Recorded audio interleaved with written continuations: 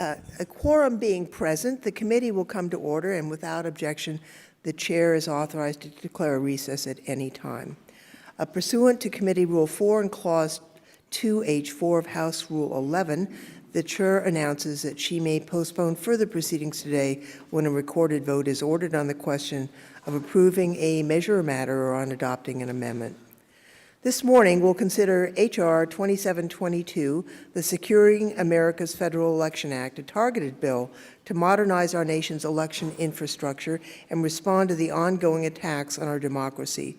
As we all should know and now appreciate, our country suffered, as Special Counsel Moller said, multiple systematic efforts to interfere in our election in the 2016 presidential election. When outsiders meddle in our elections, it's an attack on our country, and we cannot leave states to defend against the sophisticated cyber attacks of state actors on their own.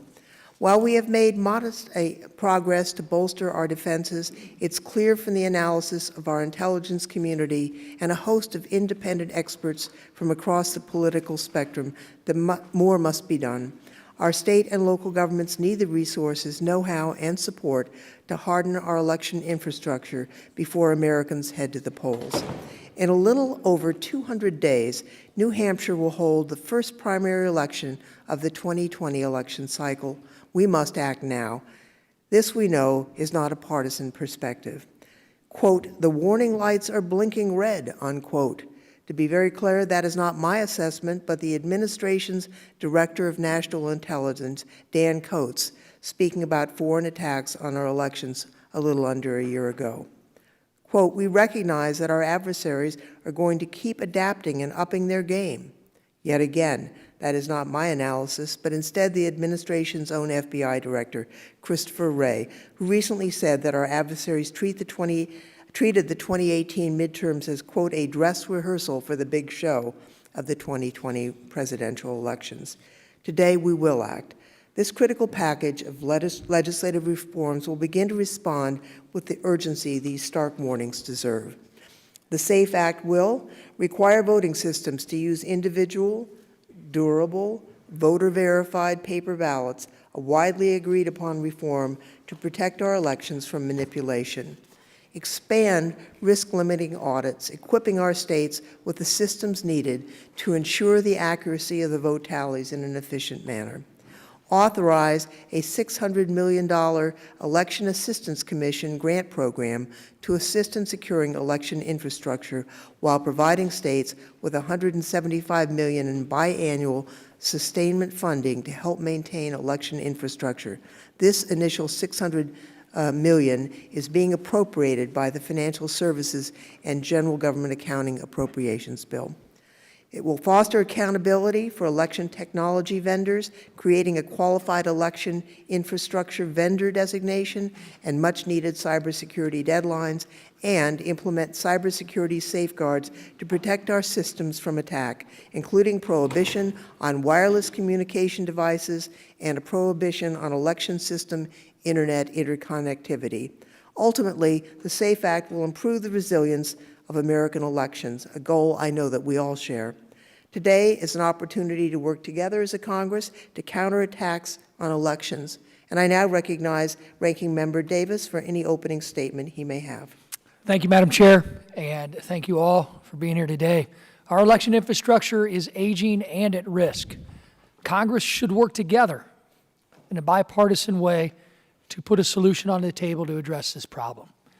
Election security should not be a partisan issue. And I'm frankly disappointed that our majority chose not to work with our Republican colleagues, all three of us on this committee, for that bipartisan solution to strengthen our nation's election security. And instead, they've decided to put forth legislation that stands no chance of being signed into law. It's disappointing for the American people who deserve a bill that allows them to trust in their election system and have their votes preserved and protected. During the debate in this committee on H.R. 1, the majority insisted that the bill contained serious election security components. If that's the case, why are we here? H.R. 1 fell flat in the media and with public opinion, Now we're here discussing H.R. 2722, another bill aimed at federally mandating elections. This is simply more of the same. What we aren't going to hear about today is the work done last Congress to provide funding for election infrastructure and to create unprecedented cooperation among the states and federal stakeholders. Hence the result that not a single instance has been reported of interference in the 2018 midterm elections, which experienced record midterm turnout. Congress's role is to assist states to strengthen their election security, not create a federal takeover of election systems. That's why I introduced, along with my colleagues, Mr. Walker and Mr. Loudermilk, the Election Security Assistance Act that will provide assistance to states in updating their aging and vulnerable election infrastructure, empower state officials to secure elections, and provide additional resources for improving cybersecurity. These are what I was asked to do by my election officials, who are a bipartisan group of folks that work to secure our elections at the local level in the 13th District of Illinois. Every Democrat and every Republican county clerk and election official in my district who came to a meeting told me these are their priorities. A fundamental right of our nation is the ability to choose our leaders. The American people deserve to have that right protected. We should secure and protect that right without partisan politics. Thank you, and I yield back the balance of my time. Thank you. At this point, I would ask that the opening statements of all other members be included in the record without objection. I now call up H.R. 2722. The clerk shall report the title of the legislation. Clerk will report the title of the H.R. 2722, to protect elections for public office by providing financial support and enhanced security for the infrastructure used to carry out elections and for other purposes. Without objection, the first reading of the bill is dispensed with, and without objection, the bill is considered as read and open for amendment at any point. The chair recognizes herself to offer an amendment in the nature of a substitute. The amendment has been made available in advance and is in front of each member. The clerk shall designate the amendment. The amendment in the nature of a substitute to H.R. 2722 offered by Ms. Lofgren of California, Section 1, short title, Table of Contents. Short title, this act may be cited as the Without objection, the amendment will be considered as read and be considered as original text for purposes of the amendment and shall be open for amendment at any point. I would like to take a moment here to explain what is in the amendment. As you know, we worked hard and we did have disagreements on H.R. 1, but we had less disagreement about the need to secure our infrastructure. And I think the remaining disagreement, and we did have substantial efforts to try and reach a bipartisan agreement, but in large measure, the disagreement is whether we mandate what's in this bill or whether we work in a different way with carrots more than sticks. And I'll let Mr. Davis speak later if he thinks there are additional matters. But, you know, it occurs to me that if the Russians had attacked with military weapons, we wouldn't say, well, let's let each state and county figure out how to counter that. The Russians attacked us, and next election, it could be the Chinese. They're not too happy with what we're doing right now. It could be other international actors or even non-state actors. Given the nature and the severity of that attack on our country, I believe it's important, really imperative, that we as a nation respond, which is why we have proposed this bill, and I'd like to explain the additional measures that are in the manager's amendment. First, fostering accountability for election technology vendors. It creates a qualified election infrastructure vendor designation in conjunction with DHS to craft cybersecurity guidelines and require vendors to follow those guidelines. This includes agreeing to report any known or suspect cybersecurity incidents involving election infrastructure, and grants would only be permitted for those qualified vendors. We also include specific cybersecurity standards to apply to paper ballot or optical scanning voting systems, and there will be another set of standards applying to ballot marking devices. The requirements are that the device is built in a manner where it is mechanically impossible for the device to add or change the vote selections on a printed or marked ballot. The device consists of hardware certified by the Department of Homeland Security, and the device is not capable of tabulating votes. It requires that voting machines be manufactured in the United States, which I think is an enormously important requirement. And also because we know that we have a disability community that has an absolute right to vote, even if they are not able to mark with a pencil. We have the capability to meet their needs. We require that the use of software and hardware for which information is disclosed by the manufacturer be open source. And we also prohibit wireless communication devices. We found and have seen reports from the FBI that we had voting systems that were connected to wireless communication systems. That is just a nightmare. So we require that any wireless power line or concealed communication devices from all systems, that be prohibited for marking, ballot marking devices, optical scanners. We prohibit internet connectivity. We think this is a sound measure, and we think it's important to proceed apace. We have, when we return after the 4th of July recess, 17 legislative days before the August recess. And we have, as we know, appropriations bills that have eaten up our schedule, and because certain members of the House believe that there should be a recorded vote on every amendment that ordinarily would be voted, these appropriation matters have taken a very long period of time. So if we have a window to move this bill, and we believe we have that short window next week, we need to take it. So with that, I would ask, are there any further amendments? Any member seeking recognition for an amendment? Madam Chair, I have an amendment at the desk. Gentleman is recognized. Staff will distribute the amendment and report. The amendment. Chair, I reserve a point of order.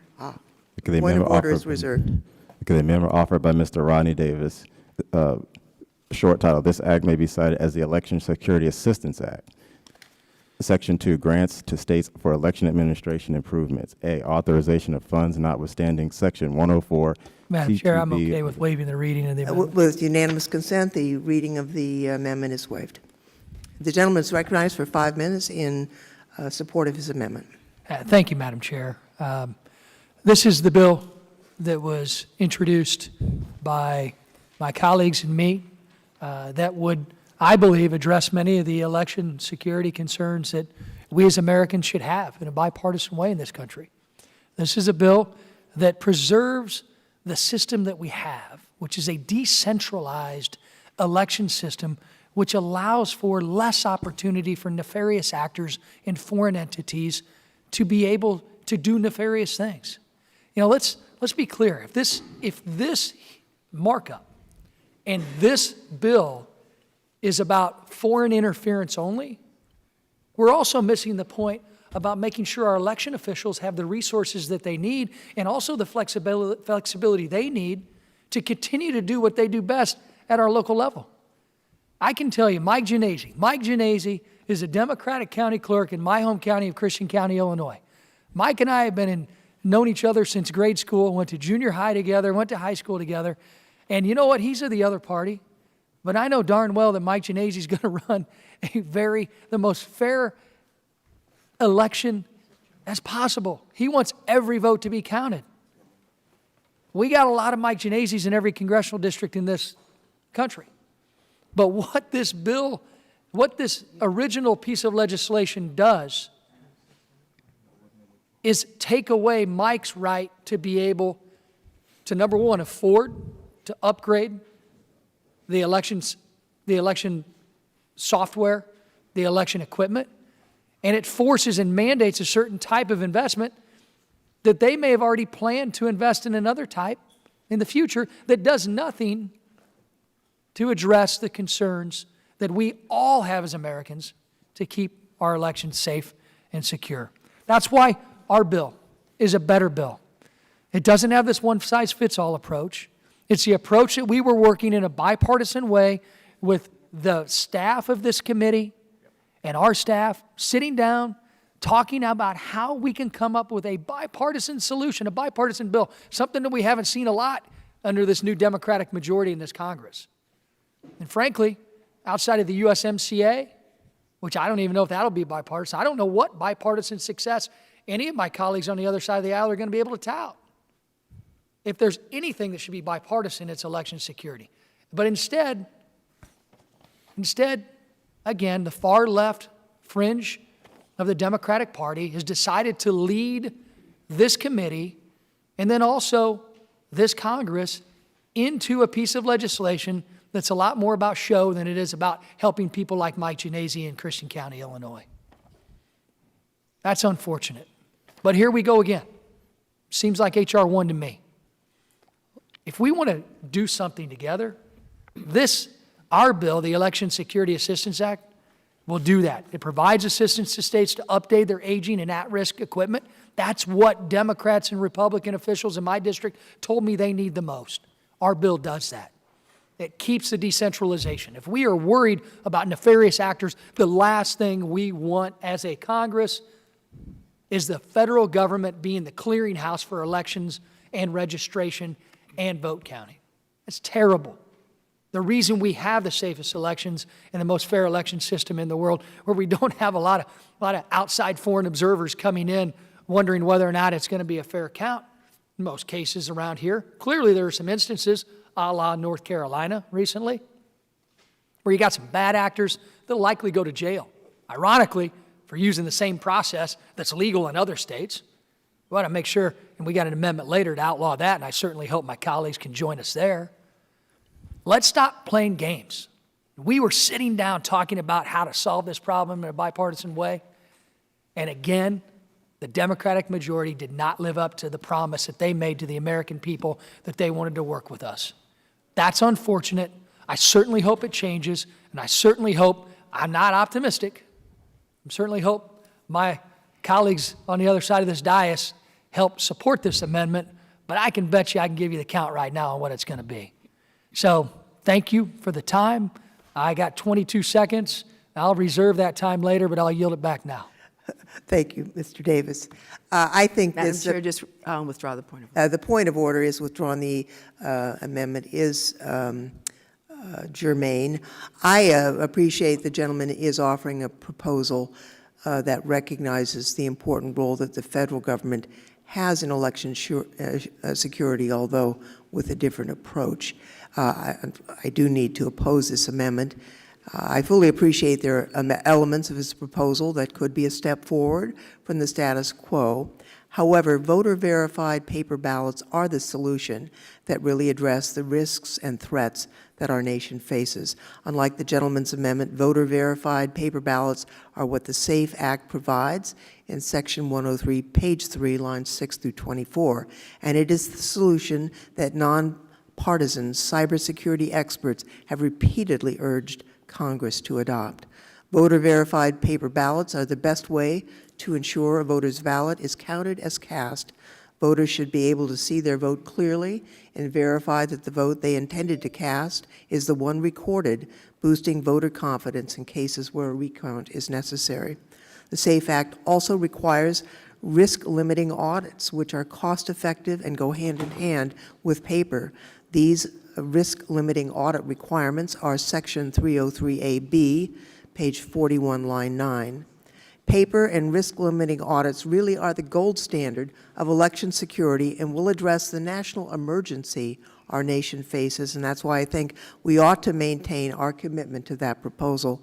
Moreover, unlike the gentleman's amendment, the SAFE Act Section 201B on page 53, starting at line 3, expressly prohibits wireless and internet connectivity in systems or devices upon which ballots are marked by voters or upon which votes are cast, tabulated, or aggregated.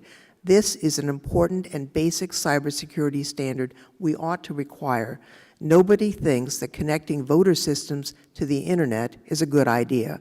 Sometimes low-tech is the best defense to a high-tech threat, so I would urge a no vote on this amendment. Does any member wish to be recognized for the purpose of offering an amendment to Mr. Davis's amendment? Madam Chair, I'd like to speak. The gentleman is recognized for 5 I minutes. do believe that what Representative Davis is offering is a good amendment, but I will yield back some time to him to articulate further why. Thank you. Sorry, Madam Chair, I know my colleagues thought I was done, but I'm back for a few more minutes. Yeah. Thank you. My good friend, Ms. Fudge. Listen, I certainly hope we can come together after this bill is forced through the floor and likely going to, again, be a partisan roll call vote. I certainly hope we can come together on a lot of the provisions that we agree with. I would urge each member, my side of the aisle and the other side of the aisle, meet with your local election officials, hear from them, because frankly, that's why we have our bill, the Election Security Assistance Act. They don't want that heavy hand of Washington. And we're talking about technology. You know, I'm sure today there's a lot of technological experts and security experts that will say, you know what, every single county in the United States should have this certain type of system. Well, what about those counties that invested their hard-earned tax dollars and their residents' hard-earned tax dollars in equipment that may be just as secure, but all of a sudden they got to come in and because the federal government says you're going to do this? And what are we doing to limit ourselves with technology? That's why we have provisions in our bill to account for future technological advances. I mean, it wasn't too long ago everybody filed their tax returns on paper, right? Are we requiring that to happen again? Technology will change when it comes to elections and election security that can do a lot of things. It may allow the polls to be less lines at our polling places. It may allow for more polling places to exist because of technological advances. And oh, by the way, I know some may disagree with this. Some may say, oh, this will never happen. But it could be more secure. So what are we doing as the federal government with this piece of legislation? Limiting the ability to bring new and safer technology into our election systems. Let's not do this. That's why we need to pass this amendment. We have provisions in place, and I certainly hope my colleagues will join me in making that happen. I mean, we even had a hearing not too long ago, unfortunately, the EAC hearing, and the EAC is, Election Assistance Commission is the one that's supposed to be administering many of the things that my colleagues want to pass in their bill. They're supposed to be doing this already.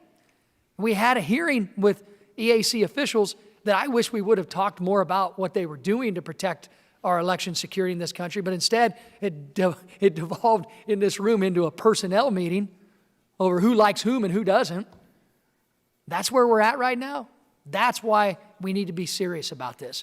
Your own witnesses said that DREs with voter-verified paper audit trails are safe in the one hearing that we had. Why are we now at the federal level mandating people like Mike in Christian County, Illinois, to do something and to have to pay for something that may not be the most secure process? So with that, I again urge a yes vote on my amendment, and I'll yield back to my colleague, Mr. Walker. Thank you, Mr. Davis. I'll yield back to Madam Chair. The gentleman yields back. Does any other member wish to be, the gentlelady from Ohio is recognized for 5 minutes. Thank you very much, Madam Chair. And I just wanted to say that a lot of the things that my colleague, Mrs. Davis, says, I do agree with.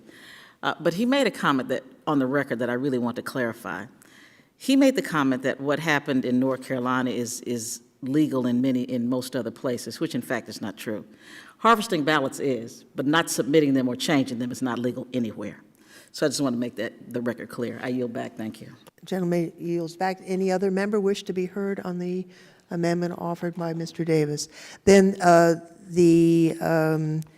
we will have a vote on the amendment. All those who are in favor of the amendment will do so by signaling aye. All those who are opposed will say nay. In the opinion of the chair, the noes have it. And Mr. Davis has asked for a recorded vote. The clerk will please call the roll. Chairperson Lofgren. No. Chairperson Lofgren votes no. Mr. Raskin. Ms. Davis of California. No. Ms. Davis of California is no. Mr. Butterfield. No. Mr. Butterfield's a no. Ms. Fudge. No. Ms. Fudge is no. Mr. Aguilar. And Mr. Aguilar votes no. Mr. Davis of Illinois. I'd like the record to show that we won the voice vote, but I'll vote yes. And Mr. Davis of Illinois votes yes. Mr. Walker. Aye. And Mr. Walker votes yes. Mr. Loudermilk. Aye. Okay, Mr. Loudermilk votes yes. Okay, Madam Chair, on this vote, there are 4 noes and 3 yeses. Actually, 5. I think there are 5 noes and 3 yeses. correct. And the amendment is not agreed to. Are there additional amendments offered to the motion in the nature of a substitute? Madam Chair, Gentleman is recognized. have an amendment at the desk, Amendment 2. The clerk will report the amendment. The amendment in the nature of a substitute to H.R. 2722 That offered by objection Mr. at the reading of the amendment is waived, and the gentleman is recognized for 5 minutes. in Madam Chair, support is of there this a point amendment. of order? A point of order is reserved. Madam Chair, this goes to what we were talking about in the last amendment debate. Mandating states to use paper ballots is a federal overreach. It preempts state laws and the historical and constitutional role of states and localities in choosing the method of voting that's best for their own citizens. Mandatory paper ballot voting system introduces many security, logistical, and fiscal concerns.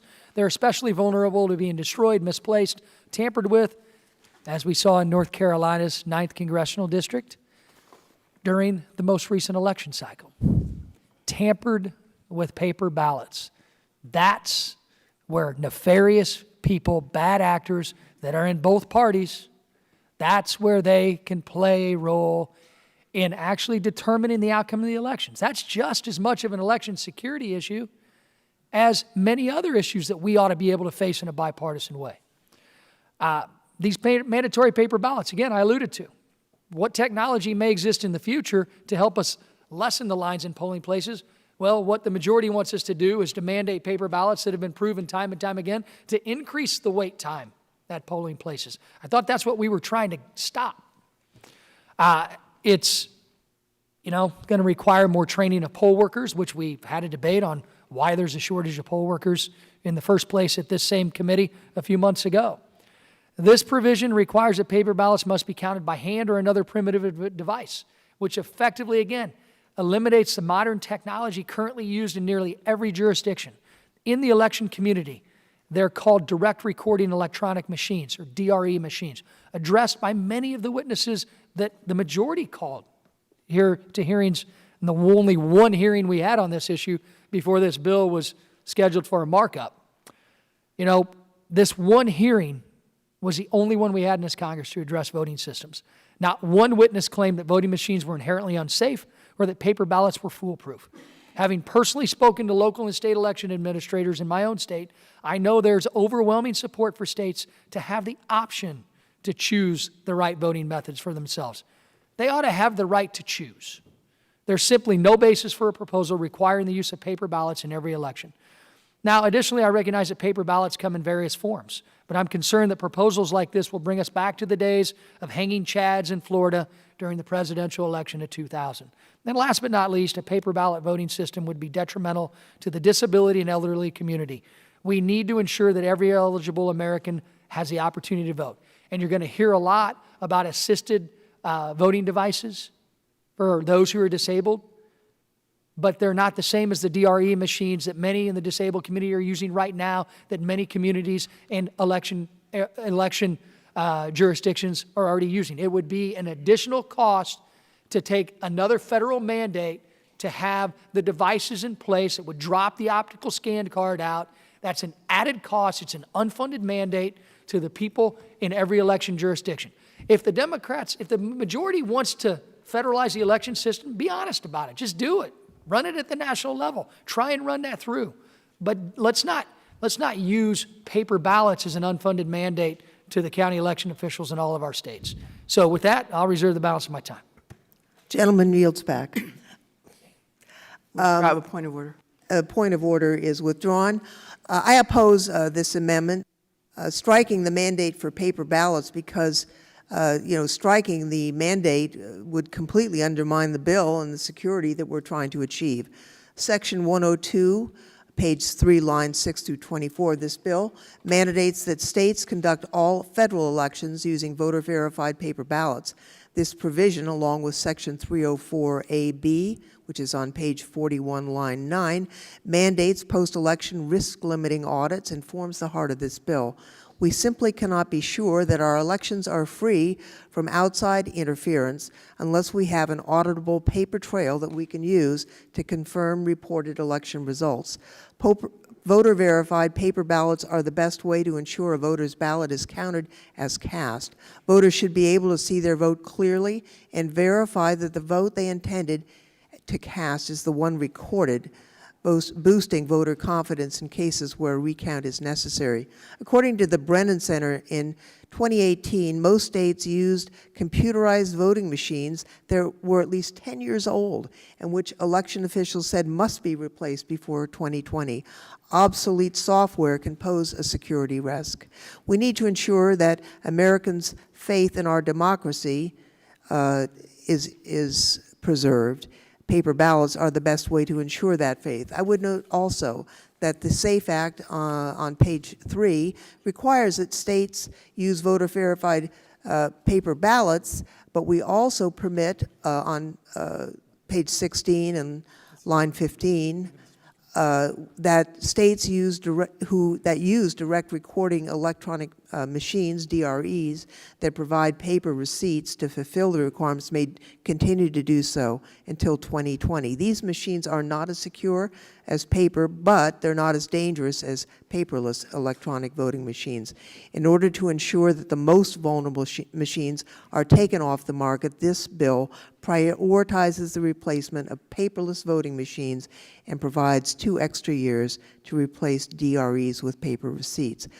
We also require that paper ballots are available at all locations that use DRAs with receipts in order to ensure that we maximize the number of voters that cast their ballots on voter-verified paper ballot systems in the 2020 election. You know, paper reduces the risk of hacking and changing votes. It creates a trail for potential recounts and audits. You know, the one thing that every American should know is when they go in, they cast their ballot, that ballot is counted as cast.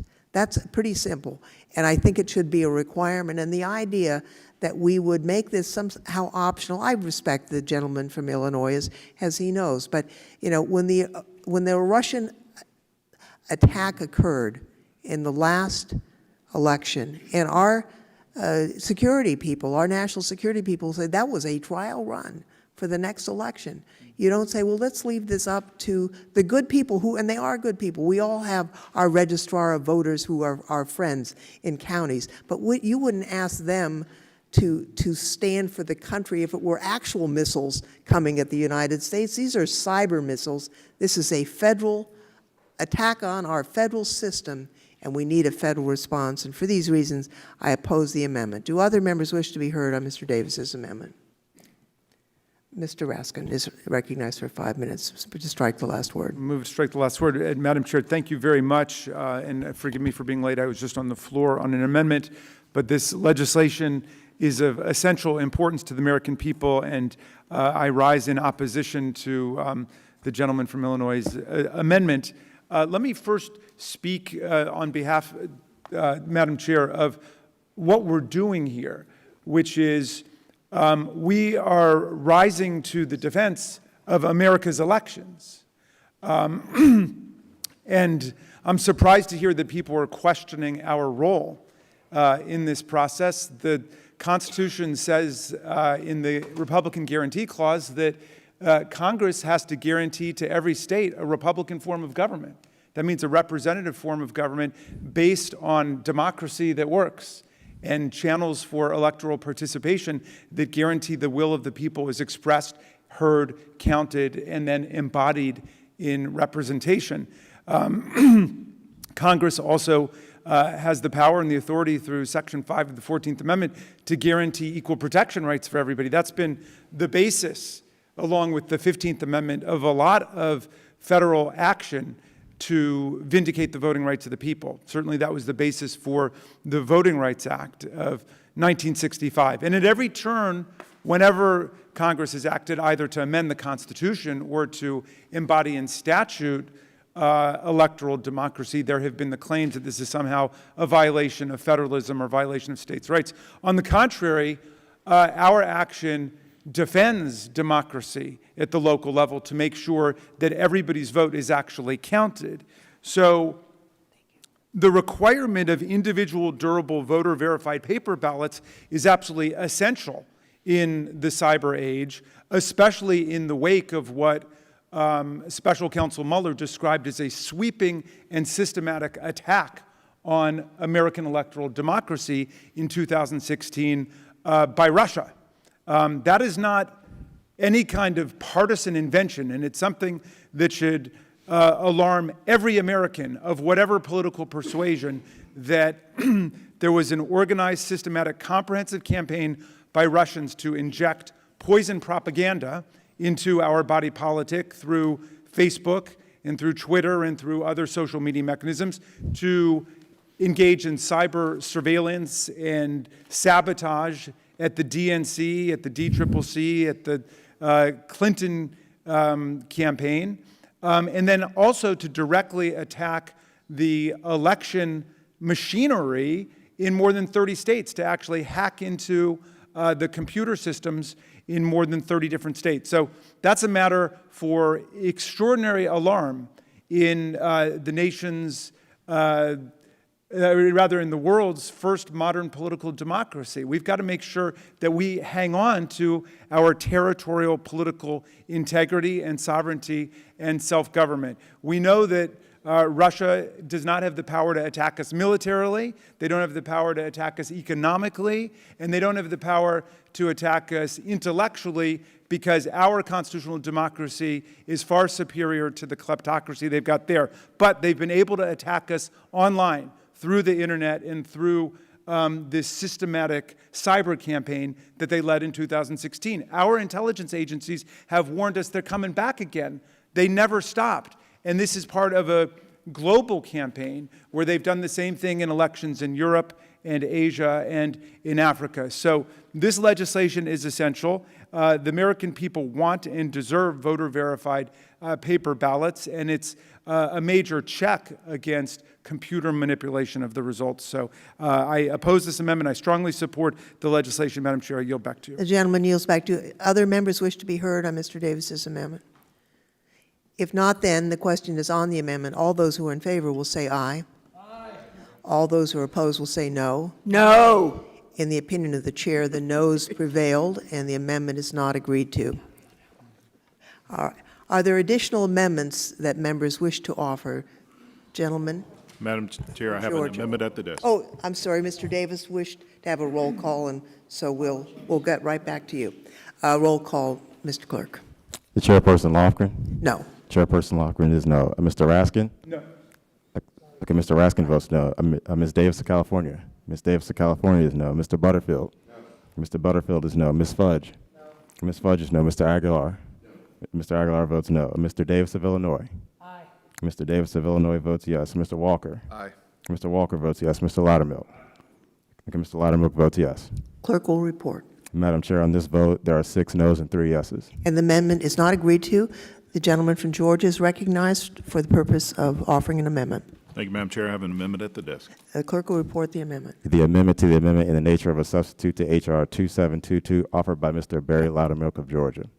Reserve a point of order, Madam. A point of order is reserved. The gentleman from Georgia is recognized for 5 minutes in support of his amendment. Thank you, Madam Chair. And while I am, my amendment addresses the recycled paper aspect of this, I'm going to speak on the entirety of the paper ballot issue that we're talking about here. Look, the Russians, they're bad.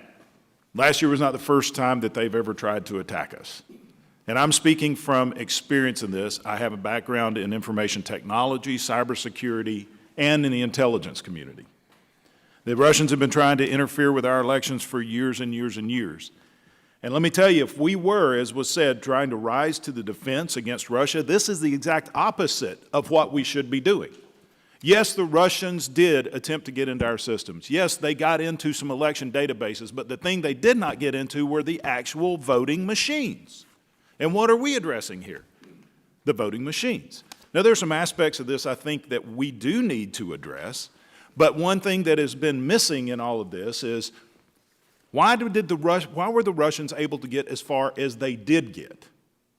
And I've spoken about this before, because in any type of military operations and in cybersecurity, when you see a threat, you have to respond to that threat.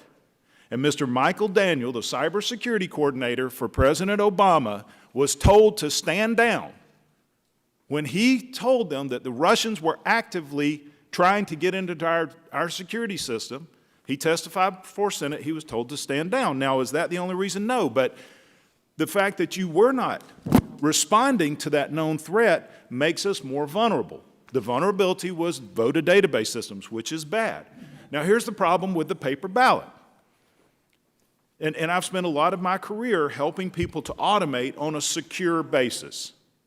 The risk that we face, as the ranking member has brought up, is paper ballots are the most susceptible for voter fraud. They're the most susceptible when that is your primary method of actually voting. That will perpetuate ballot harvesting.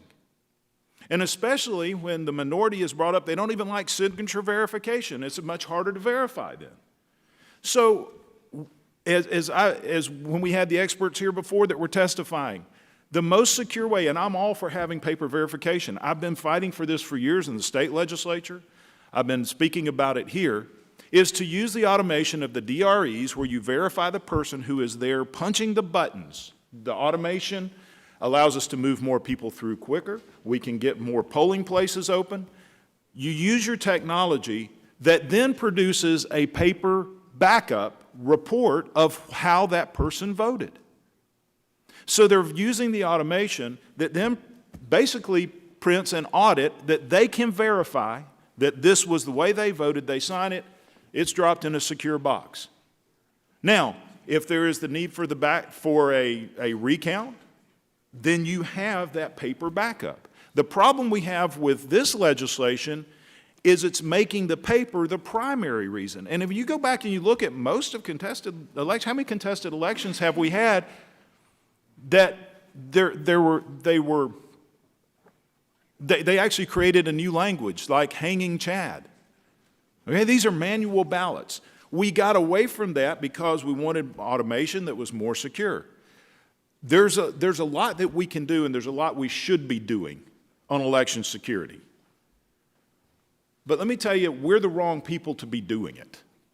It's the boots on the ground at the state level who are managing those elections, who have a greater interest in making sure that they are safe and secure than we do. And here's another thing. What the Russians are after is not to disrupt our election system. I can promise you they didn't want the guy who's in the White House in there any more than anybody else.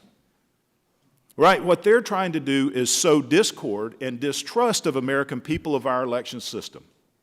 And right now, the federal government has the lowest approval rating by the American people than in history. And with that, if we then take over the election system, that is just going to further deteriorate and actually play into the hands of what they want. That's why I'm submitting this amendment, and also in support of the other amendments, is I think we need to step back. We need to look at this from what is the actual thing we should be doing, not putting in something that could actually perpetuate something we are trying to get away from, ballot harvesting. With that, Madam Chair, I encourage all of my colleagues on both sides to support this amendment. Now yield back. Gentleman's time has expired. The amendment is germane, so the gentlelady from California withdraws her amendment. I would like to note that the amendment actually strikes the recycled paper provision in the bill. That provision was approved unanimously by the House in the deliberation of H.R. 1, and so is included in this bill. The gentleman's discussion, however, as we know, was about the overall issue of paper ballots. I've addressed that issue in the prior amendment that was defeated. I think, certainly I do not challenge the intentions of the gentleman in any way, but I do think that to say that the security of the entire nation is more properly lodged in the hands of county officials rather than the federal government when it comes to attacks by foreign nations, I don't think it's correct. I don't agree with that in any case. And I think the paper ballot mandate we have heard from experts repeatedly is where we need to go, and I think this amendment should therefore be opposed. Do other members Madam wish? Chair? The gentleman Wish to from be Davis moves to strike the last word and is recognized for 5 minutes. Thank you, Madam Chair. I would like to remind those in the audience and my colleagues that why, yes, this language was put into the underlying bill, we did not pass it unanimously. I was on the floor and did vote no, but because we had so many other roll call votes on H.R. 1, decided not to ask for a roll call on this. This is just a provision. Would the that- gentleman yield? Yes. I'd like to correct my statement. It was adopted by voice vote, But- and ordinarily that's considered unanimous, but I take the gentleman's point, and I yield back. And only because this is just a provision that goes back to the top-down approach that I believe the majority is taking. You think about this. Look, we all want to recycle more. We want to do what we can to help the environment. But, I mean, you think about the federal government tells, let's say, jurisdictions in Puerto Rico that you've got to have recycled paper. And all of a sudden, they run out of ballots or they have a problem printing ballots. And they're trying to figure out where to get the new ballots printed. It's going to be more convenient for them to maybe use a printing office in another Caribbean nation versus here. I mean, look, we all want to make sure, or they wouldn't have recycled paper. It's only going to have to be new paper. Are they going to have to apply to the federal government to see if they can make that purchase? I mean, come on. These are the provisions that just don't make sense. They just don't make sense. So I can't say enough about what we should do to move election security priorities forward. It can happen in a bipartisan way. That's why we introduced our version, our bill, that would actually take provisions like this out and make sure local election officials use what's less costly to them and more convenient to them without some federal mandate that's based upon a political philosophy rather than cost effectiveness and rather than reality in many cases. And I like to yield time to, as much time as he can consume, to my cohort, Mr. Loudermilk. Thank you. Thank my fellow cohort for that time. I just want to clarify to understand my point being, we're going after the wrong thing if we want to secure our nation against Russian or any foreign influence. It was voter databases that were actually hacked. This doesn't address that. This is going after the physical machines that were not hacked. All right? I fully support some federal standards, us continuing through Department of Homeland Security, through our Department of Defense, working with states to set standards. But even within those states, there is multiplicity of databases. They use different platforms. You can't come in and dictate to them a specific type of security because it may not be tailored exactly to those systems. So if we want to address standards for security of voter databases as it relates to federal elections, I think that's wholly appropriate. But to target the one thing that wasn't manipulated is ignoring the larger problem. And I yield back to my Gentleman cohort. yields back, I yield back. and Mr. Davis yields back. Gentleman from North Carolina is recognized for 5 Thank you, Madam Chair, and I move to strike the last word. Gentleman's recognized. Madam Chair, let me just begin by saying that I oppose the gentleman's amendment and support your amendment in the nature of a substitute. I think your legislation is thoughtful. It is a federal response to a huge problem. Requiring paper ballots will protect democracy, in my opinion. It is long past time for Congress to act boldly with legislation that responds to foreign interference that took place in our 2016 election, to strengthen election security so we can protect our democracy from future attacks. And so we are here today taking the very first step.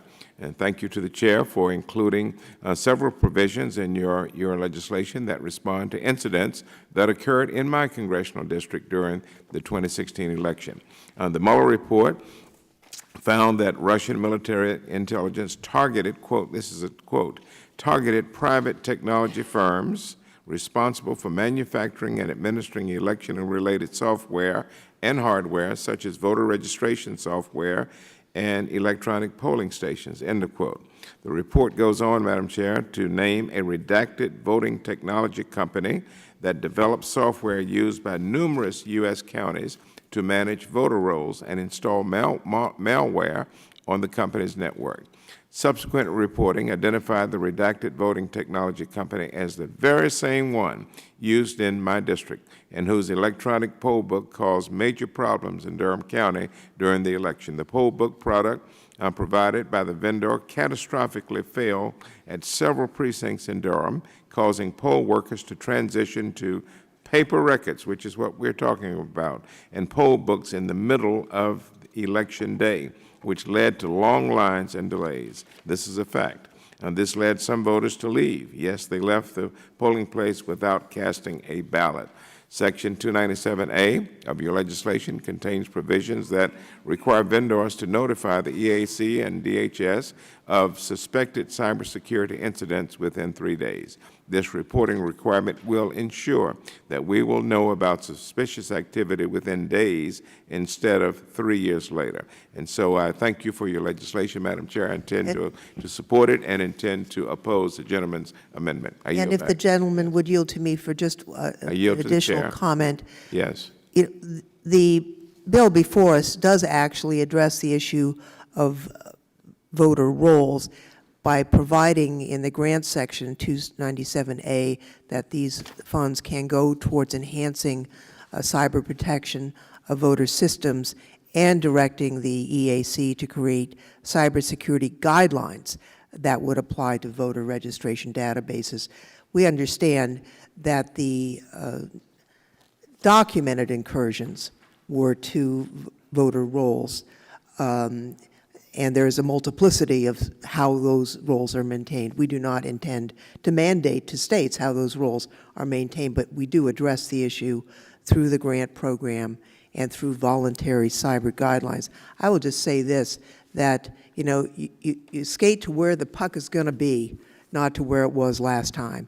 And the biggest vulnerability we have is, can you imagine if in 2020 we had the votes actually changed because of insecure voting systems? That would be a catastrophe for our country. So with that, I would ask that those who favor the gentleman's amendment vote aye, and those who oppose will say no. Those who favor will say aye, please. Aye. And those opposed will say no. No. In the opinion of the chair, the noes have it. Mr. Davis asked for a roll call, and the clerk will call the roll, please. Okay, Chairperson Lofgren? No. Chairperson Lofgren is no. Mr. Raskin? No. Mr. Raskin is no. Ms. Davis of California? Ms. Davis of California is no. Mr. Butterfield? Mr. Butterfield votes no. Ms. Fudge? Ms. Fudge is no. Mr. Aguilar? Mr. Aguilar is no. Mr. Davis of Illinois? Yes. Mr. Davis of Illinois is yes. Mr. Walker? Okay, Mr. Loudermilk? Yes. Okay, Madam Chair, on this vote, there are six noes and 2 yeses. And the amendment is not agreed to. Are there additional amendments being offered? Gentleman from Georgia is recognized. Thank you, Madam Chair. I have an amendment at the desk. Clerk will report the amendment. The amendment to the amendment in the nature of a substitute to H.R. 2722 offered by Mr. Barry Loudermilk of Georgia, strike Subtitle B of Title I and insert the following. Subtitle B, Risk Limiting Audits. Section 121, Funding to Implement Risk Limiting Audit System. Section A, Availability of Funding. Subtitle D of Title II of the Help America Vote Act of 2002, 52 U.S.C. Without objection, the Reserve reading of point the of order. amendment. Point of order is reserved And the gentleman from Georgia is recognized for 5 minutes in support of his amendment. Well, thank you, Madam Chair, and I hope not to take that much time with this amendment. I do want to respond to a couple of other issues in my time here. One, we understand the Russians attack. They do cyber attacks. Locky, other defense contractors, they're continually being attempted to be hacked by the Russians. That's what they do. They're bad people. They have nefarious intentions. We protect ourselves against those attacks of what they're attacking. Now, I appreciate Mr. Butterfield's comments regarding the manufacturer, and absolutely right, they're going to be going after these manufacturers. The best way to know, though, if they are successful is to be able to immediately identify if the voting machine is not reporting accurately while the person is there voting, which is exactly what I proposed, that a paper ballot is generated after the DRE. That's the best way of telling. The local boots on the ground are right there to see that there is something going wrong with it, and it gives the voter the option then to change what's on that paper ballot. But yet you still get the efficiency of electronic voting. The other aspect is I appreciate that we're trying to address some of where the Russians were able to hack into the voter rolls. But if we're going to force our states to spend the limited resources they have changing their voting machines, they're going to have a whole lot of money left over for securing their databases, which is the most vulnerable aspect we know of at this point. And I'm not against making some changes. I just think we're going in the wrong direction. I think we're going in the wrong direction with the audits as well. Simply, all I'm saying is instead of dictating to the states the specific type of audit to use, there's 4 types of audits out there. Let's provide the states with some optional grant money that they can use to actually choose the type of audit that best fits in their election system, the best that would work well for them. So I'm not trying to get rid of the audit altogether, but instead of mandating, again, from the federal level, let's provide grants to the states and give them the flexibility to implement these. And I yield back. Thank you. Gentleman, Withdraw yield back. point of order. The gentlelady withdraws her point of order. I would ask that we oppose this amendment. Risk-limiting audits are really the gold standard of post-election audits. These audits involve a hand counting a certain number of ballots using advanced statistical methods to determine with a high degree of confidence that the reported election outcome is accurate. The audits accomplish 2 important goals simultaneously: ensuring the integrity of our elections and increasing confidence of the public in the election results, to wit, that each individual's vote was counted as cast. The SAFE Act requires states to implement risk-limiting audits in Section 303AB, which is on page 41, because these audits go hand in hand with moving to paper ballots. We need audits to ensure that ballot marking devices or optical scanners were not hacked and that the reported election results are accurate. I certainly appreciate the vital role states and counties play in administering elections, but it is the duty of the federal government to help states respond to this national security. And though the timeline to implement audits is tight, the issue is simply too important to delay. We can't risk the undermining our democracy by having an election where there is doubt about the reported results. So are there additional members wishing to be heard? If not, I'd also like to say I'm pleased that this amendment also highlights the importance of vendors notifying federal and state authorities in the event of a cyber incident. That provision is already in the bill, and I think we all agree that that provision of the bill is important. With that, those who are in favor of this amendment will say aye. And those who are opposed will say no. No. In the opinion of the chair, the noes have it. Mr. Davis. I'd like a clarification of that. Mr. Davis has asked for a recorded vote. The clerk will please call the roll. Chairperson Lofgren? No. Chairperson Lofgren is no. Mr. Raskin? No. Mr. Raskin votes no. Ms. Davis of California? Ms. Davis of California votes no. Mr. Butterfield? No. Mr. Butterfield votes no. Ms. Fudge? Ms. Fudge votes no. Mr. Aguilar? Mr. Aguilar votes no. Mr. Davis of Illinois? Yes. Mr. Davis of Illinois votes yes. Mr. Walker? Okay, Mr. Loudermilk? Yes. Mr. Loudermilk votes yes. Clerk will report. Okay, Madam Chairperson, on this vote, there are 6 noes and 2 yeses. And the amendment is not agreed to. Are there additional amendments that members wish to offer? I do have an amendment at the desk, Madam Chair. The clerk will report the amendment. The amendment to the amendment in the nature of a substitute to H.R. 2722 The offered by gentlelady from Mr. California reserves a Rodney point Davis. of order, and I ask unanimous consent the reading of the amendment be waived. Mr. Davis is recognized for 5 minutes in support of his amendment. Thank you, Madam Chair. If my colleagues across the aisle and I can agree on one substantive thing on election security, it's that there's still a need for funding for state and local election officials. I held a roundtable on this issue, as I've discussed earlier, and it was in my district and heard directly from those that run my home state's elections. Though I agree that the federal government has a responsibility to states to assist with states' election administration, I want to make it clear that this is not the sole responsibility of the federal government. As representatives of our constituents, we need to be responsible to our taxpayers and be diligent to spend federal funds only when it is absolutely necessary. Additionally, it is ultimately the role of the states to administer their own elections. Each state's election administration structure and procedures grew organically based on their unique needs and challenges. This is why I propose to include a 25% funding match from states that receive funding under this bill. This creates a system that provides funding on a need-based criteria and forces states and localities to actually have some skin in the game. This is similar to last year's appropriations bill, which required states to match 5% of federal funds with state funds to be eligible. And I do want to thank my colleagues for the lively debate on this issue, and I do want to point out that the debate over the last amendment, that if passed, would have made sure that only recycled paper would not have been a requirement from the federal government to be used in every single election authority, but we delved into an issue on paper ballot backups and voter verification versus DREs. I want to say, I think it's a terrible thing that the federal government is mandating where our localities can and cannot purchase ballots and the certain types of ballots they have. That is an unfunded mandate that I would have hoped had more bipartisan support.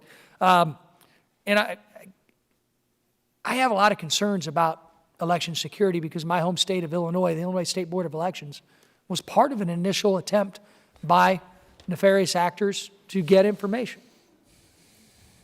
We got to do what we can to stop that. This bill that the majority has proposed clearly doesn't do that. Let's work together to get our local election officials the funding that they are requesting. Let's do that together. And I think a match requirement is typical of federal government. Why wouldn't we ask them to devote some resources? Frankly, many have devoted their own resources to machines that this bill, if passed, may make obsolete. That's something we have to be thinking about too. Look, I really appreciated my colleague, Mr. Raskin, almost saying that we needed states and localities to be Republican governments, but I understood what you said. I agree. We are a constitutional republic, and there is a role for the federal government. That's why I have my bill, the bill that we've introduced together, that we believe is going to be a less of a top-down approach, more cost-effective, and also represent solving the problems of what our local election and state election officials need. And I can't say enough. We all want to work together to stop countries like Russia from coming into our election system.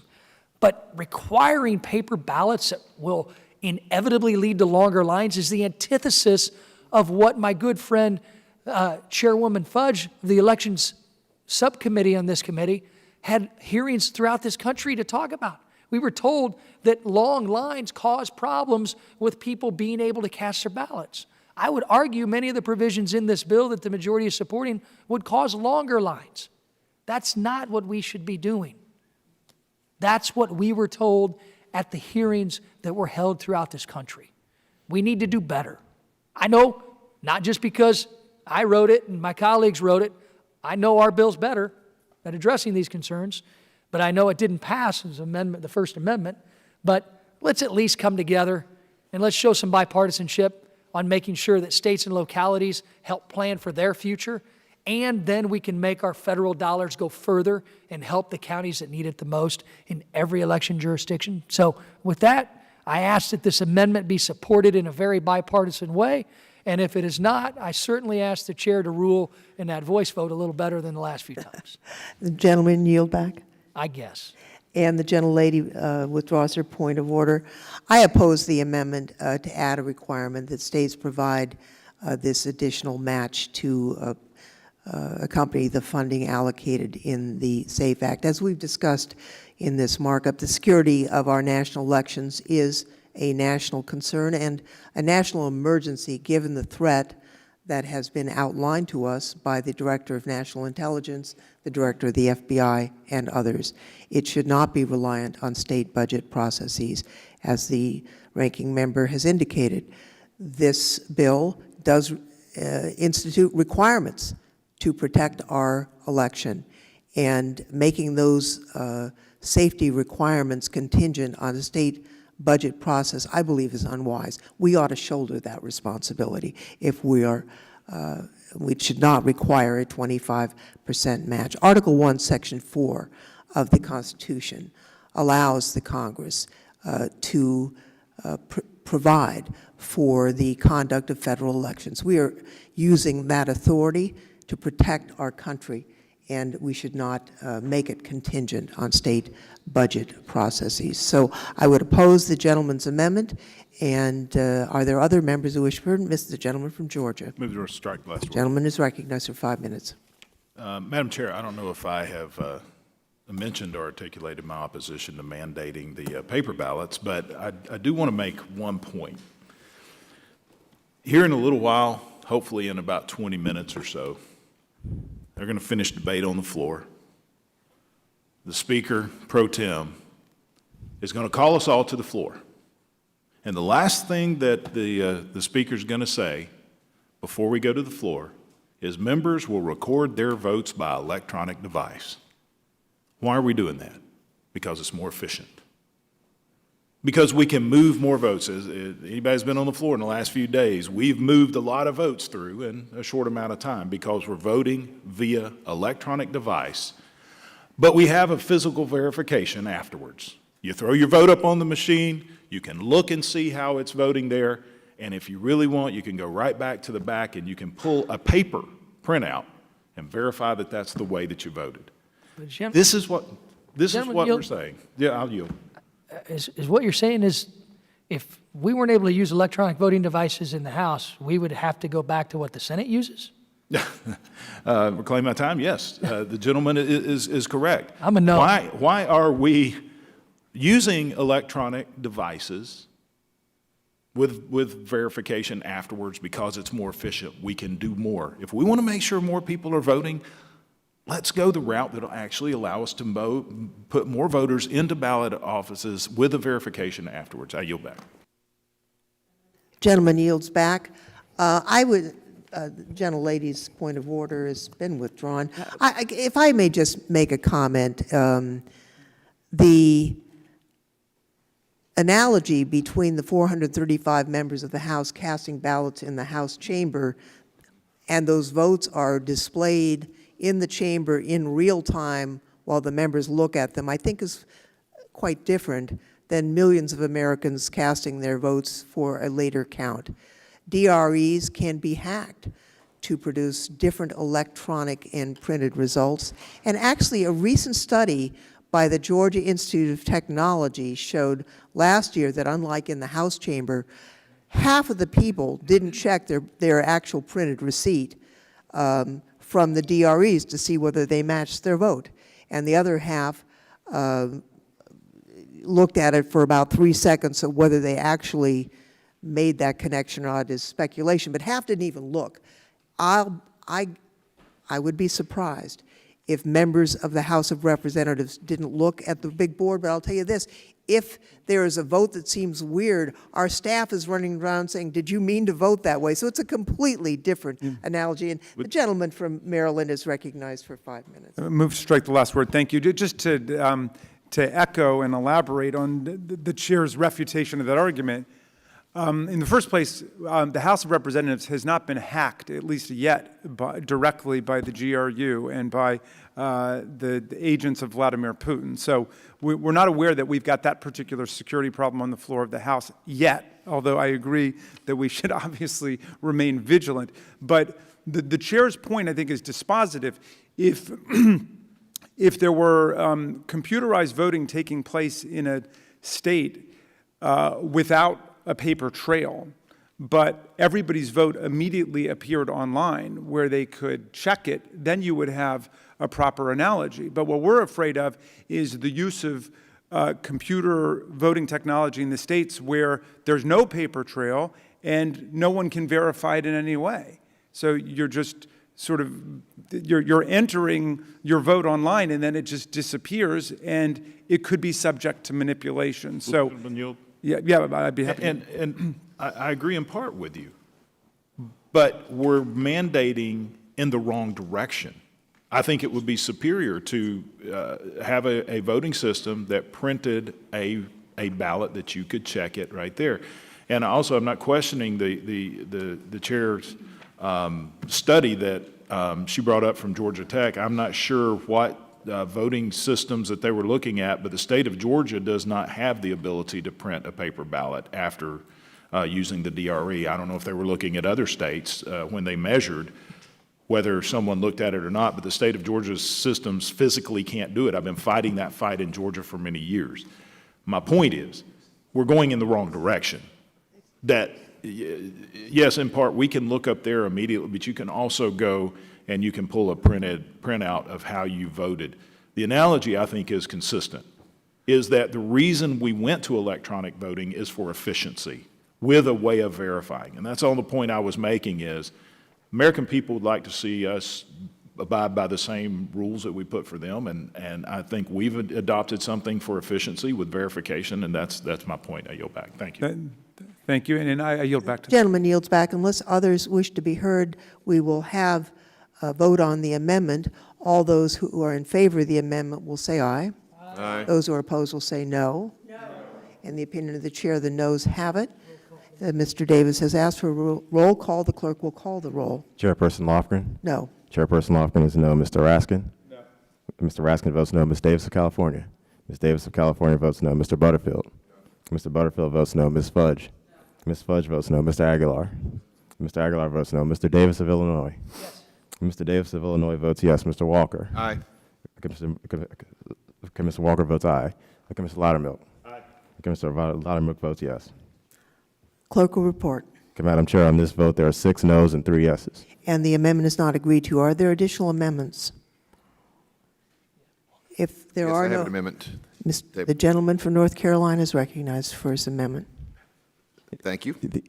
Clerk will report the The amendment. amendment to the amendment in the nature of a substitute to H.R. 2722 offered by Mr. Mark Walker of Point North of order Carolina. is, Reserve a point of order. is reserved.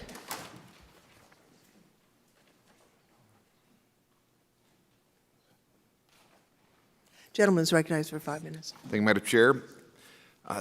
This amendment would add a subtitle prohibiting ballot harvesting. Ballot harvesting is the practice in which organized campaign workers or volunteers collect absentee ballots from certain voters and drop them off at a polling place or election office. While this process seems innocuous at first, it has been used to take advantage of voters and has been severely abused by political operatives across the country. Most recently, we saw a new election ordered in the North Carolina 9th Congressional District because of ballot harvesting allegations. In California, this practice is actually legal, and we saw it affect multiple races. Valadeo was up by 6 points on Election Day and lost 3 weeks later. Young Kim was up by 8,000 votes and lost by 5,000 votes. One more example was Jeff Denham lost because of the 57,000 vote by ballots cast and counted after Election Day. I know we've got some members from California that are very versed in this, and I'm not saying that this is the entire factor, but obviously it was some point a factor in these races. We can no longer ignore the most notable threat to our election security. Now, we've talked about it today. In fact, I've written down a couple things that some of our members have said. This is an attack on our federal system as far as what the Russians and Chinese have done. I believe Mr. Raskin, you said this calls for extraordinary alarm. The Chinese and Russian attack our systems, protection systems, thousands of times per day.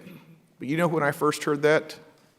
My first month in Congress, when I was on the Committee on Homeland Security, January 2015. So my question is, why wasn't there an extraordinary alarm during previous elections? Why only is the extraordinary alarm happened during 2016? We had the information. We had the data. The previous administration had the data that our election systems and that we were getting cyber attacked tens of thousands of times per day just by these two countries alone. It is an extraordinary alarm, and that's why one of the ways that we can prevent that, any kind of potential wrongdoing, is to be able to prohibit ballot harvesting. If my friends across the aisle claim their interest in secure elections, and I believe they are, we must pay attention to the actual evidence of election interference where votes were changed and even stolen.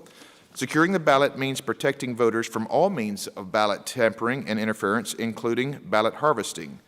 This amendment prohibits the practice of ballot harvesting while allowing for common sense exceptions for the disabled and elderly and other specific inclusions. I support the passage of this amendment, and I yield back. Gentleman yields back. Arguably, this amendment is not germane, but I would ask that the gentlelady from California not insist on her point of order so that we can at least have this discussion and a vote. I would ask that we vote against this amendment. You know, although it's not in this bill, some states do have laws that make voting accessible for homebound voters and others who may have trouble getting to the polls. For instance, California's Election Code 1317 provides that a vote by mail voter who's unable to return the ballot may designate any person to return the ballot to the elections official who issued the ballot to the precinct board at a polling place or vote center within the state, or to a vote by mail drop-off location within the state. Now, allowing an absentee voter to designate a person of their choosing to drop off their marked ballot allows for greater participation. Some voters are homebound. Some have no family to delegate this role to. They should not be disenfranchised. Ballot drop-off laws are in and of themselves perfectly appropriate election administration laws. That's quite different than altering the vote, taking a vote and failing to turn it in to scam an election or to engage in fraudulent practices. States like California have seen no credible reports of fraud relative to the drop-off. And I'll note, since 3 of the members of this committee are from California and are pretty familiar with the elections in the last year, we had monitors, both the Republicans and the Democrats, at every one of those seats. There were no complaints filed by either party about this because there were no fraudulent practices. Voter fraud is voter fraud. It's illegal in existing law. This act doesn't change that. In fact, the SAFE Act institutes measures like risk-limiting audits to make sure that Americans can have confidence that their votes are actually counted. Experts like the Brennan Center have repeatedly raised that it is more likely that an American will be struck by lightning that he will impersonate another voter at the polls. So the straw man arguments of voter fraud really distract from the real issue that many Americans have trouble accessing the ballot. We don't want to prevent American citizens from actually being able to cast their ballots. This amendment, arguably not germane, but still, I think, ill-advised, should be defeated. And I would ask if other members wish to. Madam Chair, I move to strike the last word. The ranking member is recognized for 5 minutes. Well, I guess lightning struck in North Carolina's 9th Congressional District. You had somebody use a process that was illegal in North Carolina. They committed acts of voter fraud, and a special election is being held right now. The same process of collecting those ballots that was ripe for that lightning strike that happened, I'm sure, the only place in the United States of America where a political operative took advantage of a process that's illegal in that state, but it's the exact same process that's legal in another state, that's the only place that lightning struck, according to the Brennan Center, right? With the gentleman yield? Come on. With the gentleman yield? Yeah. I'm sympathetic to your amendment, and I've been listening to this debate very, very closely. Thank you. Because I know exactly what happened in North Carolina 9, and it was illegal and disgusting. It was. So and I'm it going to is. ask the gentleman if you would consider a friendly amendment to your amendment that would allow the voter to designate a person of their choosing to deliver the ballot. If you would do that, I will vote for this amendment. That's the California standard, that they can designate a person of their choosing. Hey, you know, let me talk to my team about that.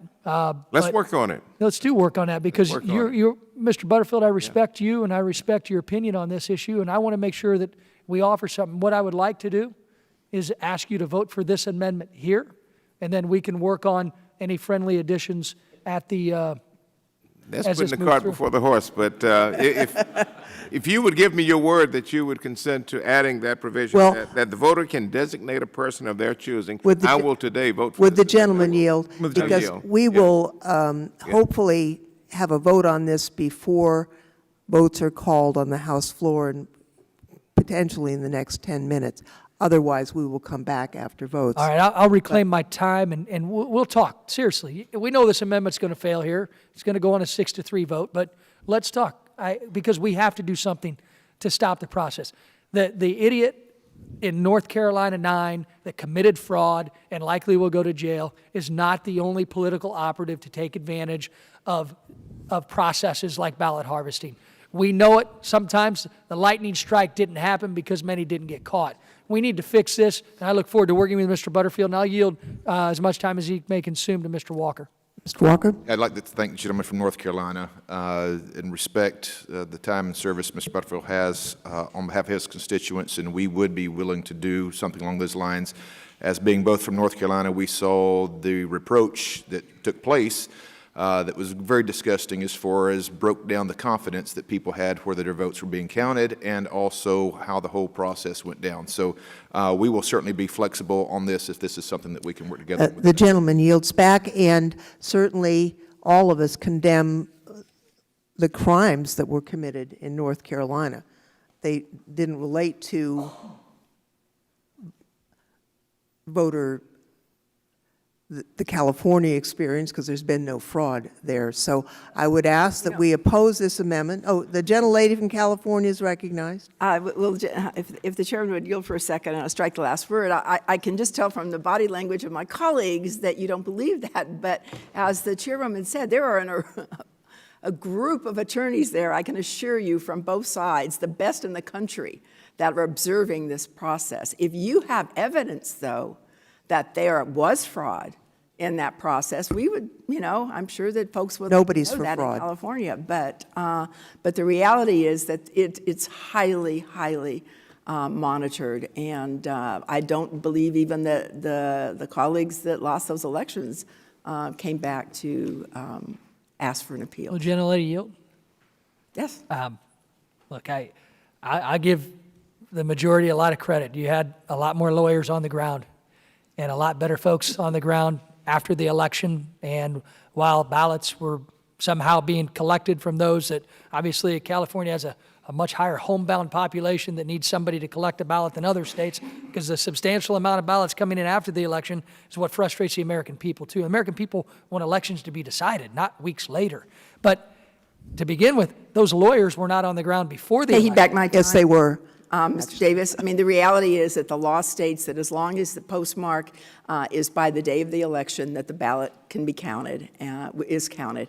And so, that's clearly the law. And If the I can assure you that there are... Partisanship is the biggest threat to our fair elections. And If the partisanship gentlelady is right. will Voter yield. fraud in this process. If the gentlelady will yield, Yes. the vast majority of the late votes, they weren't late votes, they were votes postmarked by Election Day, delivered by the post office under California law. Those votes are counted, and there were huge numbers in both sides. But Right. we If the- votes if have the- been If the chairman only, also military ballots. So also military ballots. The gentlelady has additional time. Votes have been called on the floor. The question is, do additional members wish to be heard on this amendment? If not, we'll have to come back after the votes to continue this. You want to just vote? All right. Those who favor this amendment will say aye. Those who oppose will say no. In the opinion of, I think we have no's, but Mr. Davis has asked for a roll call. I'm going to withdraw my request for a roll call. In the opinion of the chair, the no's have it. And let's have a roll call. We've had roll calls so far. Call the roll. Chairperson Lofgren? No. Chairperson Lofgren is no. Mr. Raskin? No. Mr. Raskin is no. Ms. Davis of California? Ms. Davis of California is no. Mr. Butterfield? No. Mr. Butterfield is no. Ms. Fudge? No. Ms. Fudge is no. Mr. Aguilar? No. Mr. Aguilar is no. Mr. Davis of Illinois? Yes. Mr. Davis of Illinois is yes. Mr. Walker? Okay, Mr. Walker is yes. Mr. Loudermilk? Okay, Ms. Loudermilk is yes. The clerk will report. Okay, Madam Chair, on this vote, there are 6 noes and 3 yeses. And the amendment is not agreed to. Are there additional amendments to be considered? If not, then the amendment will be dispensed with. A recorded, in the opinion, the question is, on agreeing to H.R. 2722 as amended, all those in favor will say aye. Aye. All those opposed will say no. No. In the opinion of the chair, the ayes have it. Mr. Davis has requested a roll call vote. Chairperson Lofgren? Aye. Chairperson Lofgren votes yes. Mr. Raskin? Aye. Mr. Raskin votes yes. Ms. Davis of California? Ms. Davis votes yes. Mr. Butterfield? Mr. Butterfield votes yes. Ms. Fudge? Ms. Fudge votes yes. Mr. Aguilar? Mr. Aguilar votes yes. Mr. Davis of Illinois? Mr. Davis votes no. Mr. Walker? Okay, Mr. Walker votes no. Mr. Loudermilk? Okay, Loudermilk votes no. Madam Chair. In the opinion, well, Sorry, go ahead. the bill passes. Yes, sir? I just, as a closing comment, is I do question some electronic scoring over the last couple of years of the Congressional baseball game. I have been very concerned over what the electronic scoreboard has shown, and I just want to say this next Wednesday night, I reserve the right for a paper backup of whatever the score is. All right, a paper backup on the baseball game is required or requested. I will note that if any member gives a notice of intention to file supplemental, minority, additional, or dissenting views, we will have 2 days pursuant to Clause 2.1, Rule 11, the committee Rule 10D. I ask that committee members have an additional 2 days to file with the clerk the committee supplemental. And where are we reporting the bill? I move that H.R. 2722 as amended be reported favorably to the House. All those in favor will say aye. Aye. Opposed, no. No. In the opinion of the chair, the ayes have it. Do we want a recorded vote again on the same? Then the ayes have it. The bill is reported. There are 2 days, as noted, for additional or minority views to be submitted to the committee report. And without objection, the staff is authorized to make any technical and conforming changes. I want to thank the members for participating in today's markup. There being no further business, the committee stands adjourned, and we will go to the floor for votes.